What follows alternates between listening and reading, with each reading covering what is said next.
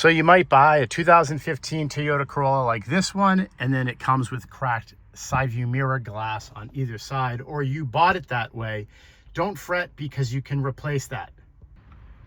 So this glass actually simply sticks onto the whole entire side view mirror assembly. So what that means is you don't even have to buy a whole mirror on Amazon.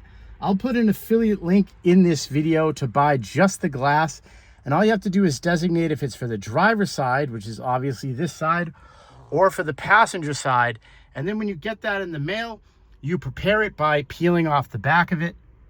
And then you scrape off the remaining glass that was left over on the original mirror, or rather on the mirror, take off the broken glass and get it just down to black plastic.